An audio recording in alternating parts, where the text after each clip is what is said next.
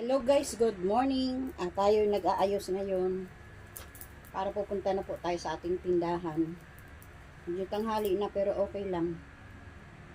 Naglaba pa kasi ang lola, tapos ngayon, yung nilabhan kahapon ay aking titiklopin naman ngayon.